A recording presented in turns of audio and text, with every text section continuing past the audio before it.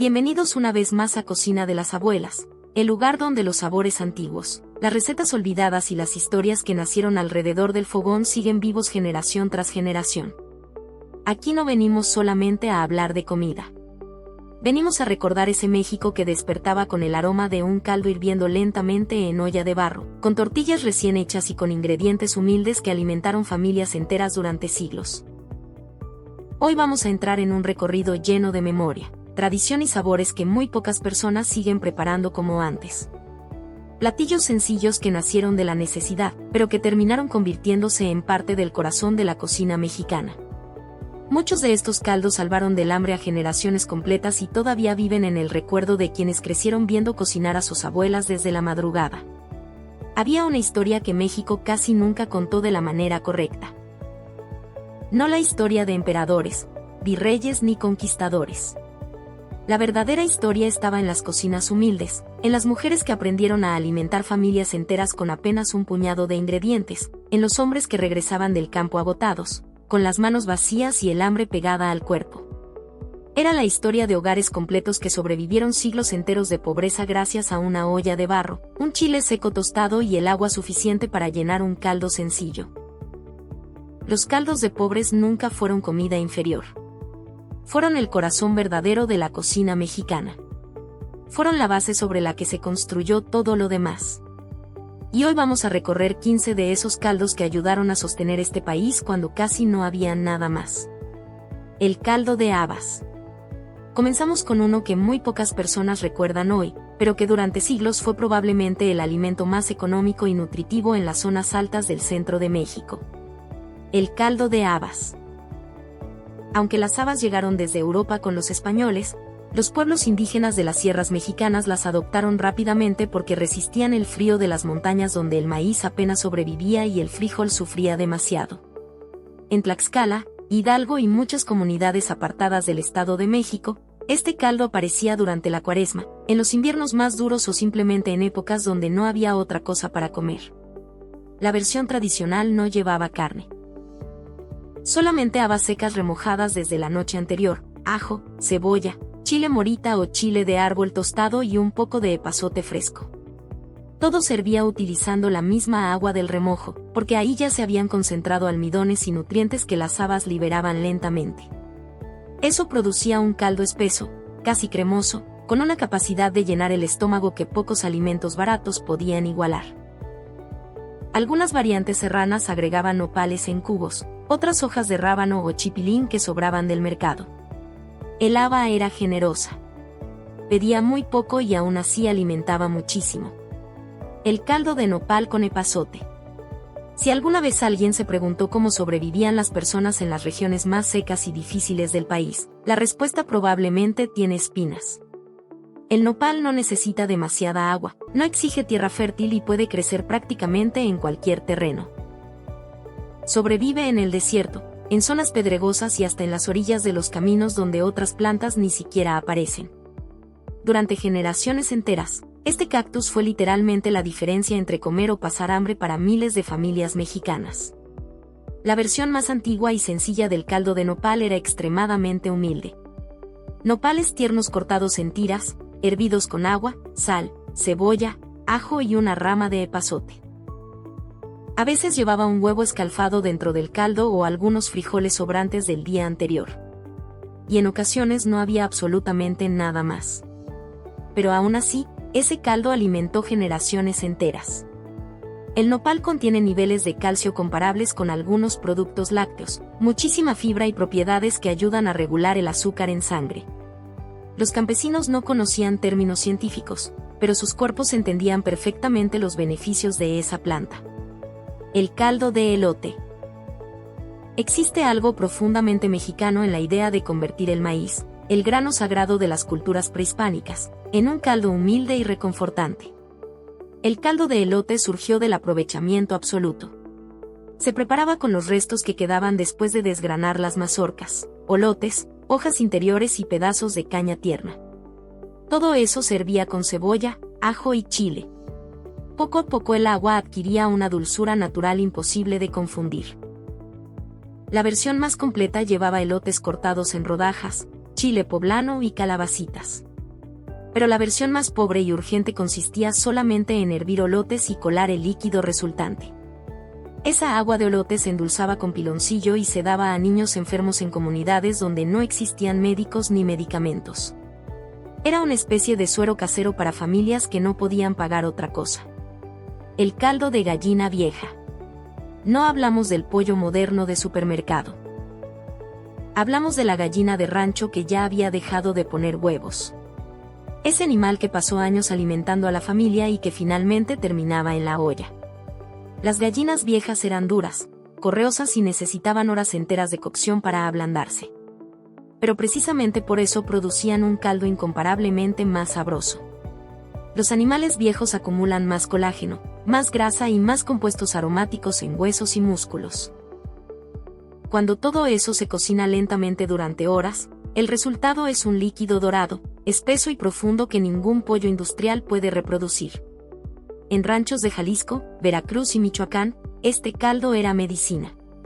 Se servía a mujeres recién paridas, ancianos enfermos y niños con fiebre porque alimentaba y fortalecía como pocos alimentos. El caldo de charales. En las orillas del lago de Pátzcuaro y otros cuerpos de agua del centro de México existió durante siglos uno de los pescados más pequeños y accesibles del país, el charal.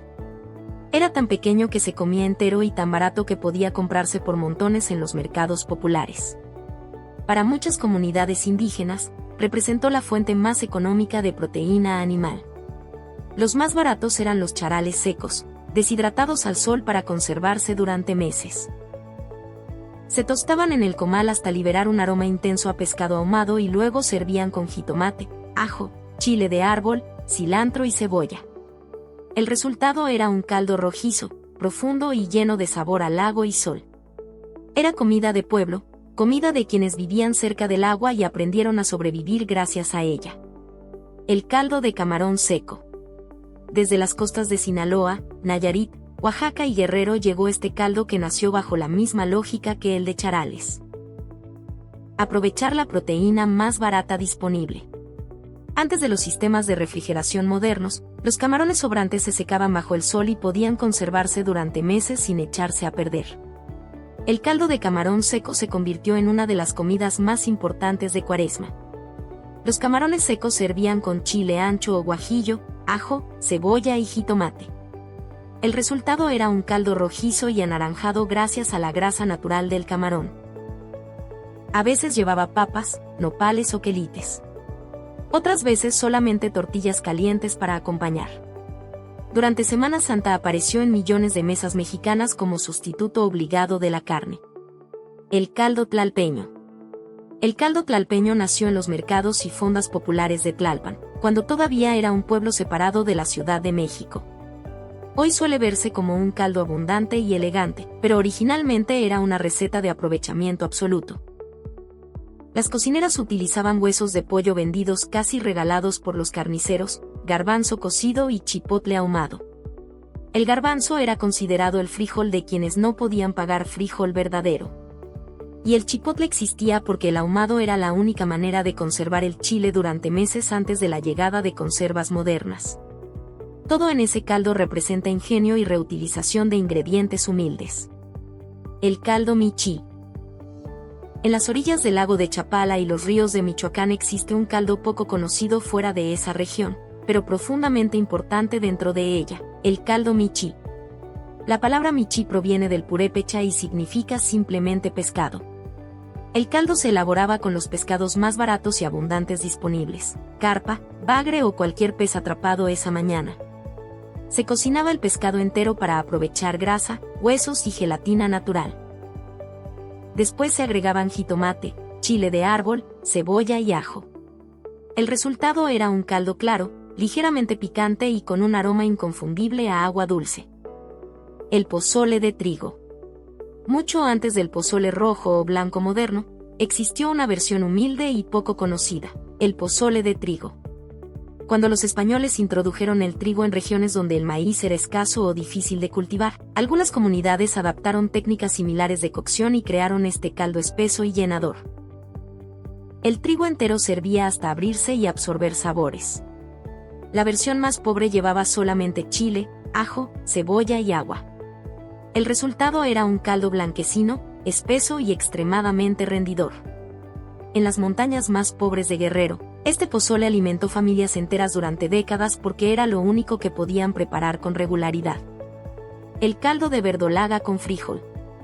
La verdolaga crece prácticamente sola. Aparece en caminos, milpas abandonadas y grietas del pavimento. Durante siglos fue alimento de quienes no podían comprar otra cosa. Hoy los nutriólogos la elogian por su contenido de omega 3, pero los campesinos ya sabían desde hace generaciones que ayudaba a sobrevivir. El caldo de verdolaga era increíblemente sencillo. Verdolagas servidas con agua, chile verde, cebolla y ajo. Algunas versiones agregaban frijol cocido para volverlo más nutritivo. Otras incluían jitomate asado.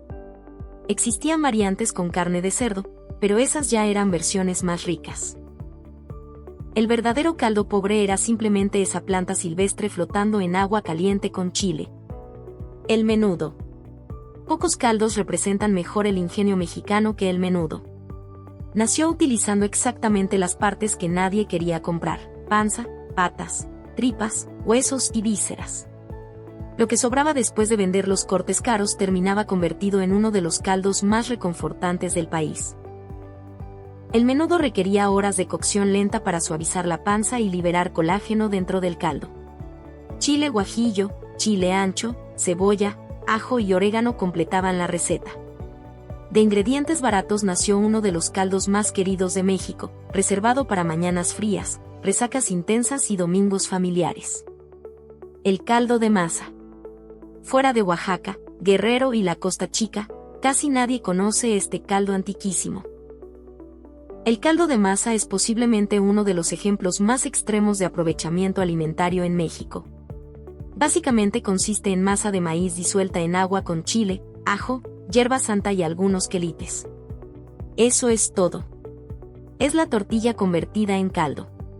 Es tomar el único alimento disponible y hacerlo rendir para alimentar más personas. Representa un nivel de necesidad tan profundo que resulta difícil imaginarlo hoy. Pero durante generaciones enteras ayudó a sobrevivir comunidades completas. El caldo de frijol negro con hierba santa. En Tabasco, Veracruz, Oaxaca y Chiapas, este caldo no era acompañamiento. Era comida completa. El agua donde hierven los frijoles negros se convierte en un líquido oscuro y cargado de nutrientes, proteínas y almidones. Ya por sí solo constituye un caldo extraordinario. Cuando se añade hierba santa, una planta de aroma anisado que crece silvestre en regiones tropicales, el resultado se transforma completamente.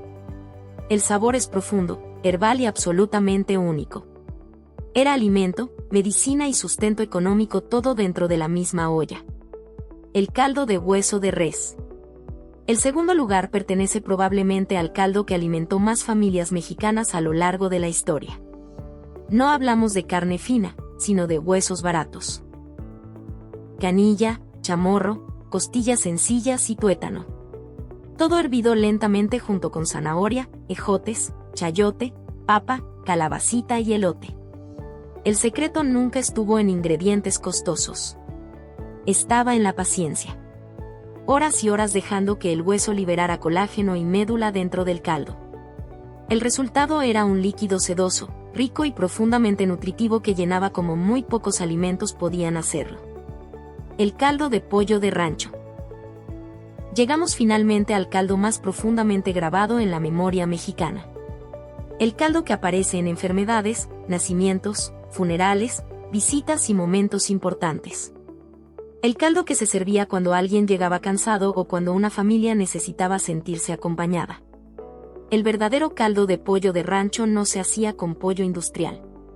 El pollo de rancho vivía libre, comía maíz, insectos y todo lo que encontraba. Tenía carne más firme, piel gruesa y huesos densos. Se cocinaba lentamente con zanahoria, elote, papa, chayote, ejotes, cebolla, ajo, cilantro y hierbabuena. Ese proceso lento producía un caldo imposible de describir completamente. Era medicina para enfermos, alimento para mujeres recién paridas y símbolo absoluto de hospitalidad mexicana. Porque aunque muchas familias pobres no tenían dinero, sí tenían tiempo, paciencia y cariño para compartir un caldo caliente con quien lo necesitara. Estos caldos no desaparecieron porque fueran inferiores. Desaparecieron porque el mundo moderno dejó de tener tiempo para cocinarlos lentamente. Pero dentro de cada uno de ellos sigue viviendo la memoria de un México que aprendió a resistir con muy poco. Y si quieres seguir descubriendo recetas antiguas, historias olvidadas y sabores que levantaron generaciones enteras, suscríbete a Cocina de las Abuelas y acompáñanos a rescatar la cocina que todavía vive en la memoria de nuestros mayores. ¿Cuál de todos estos caldos crees que representa mejor la verdadera cocina mexicana de antes? ¿En tu casa todavía preparan alguno de estos caldos antiguos o recuerdas a tu abuela cocinando alguno parecido en olla de barro? Cuéntanos en los comentarios cuál de estas recetas jamás debería desaparecer y qué caldo te transporta inmediatamente a tu infancia.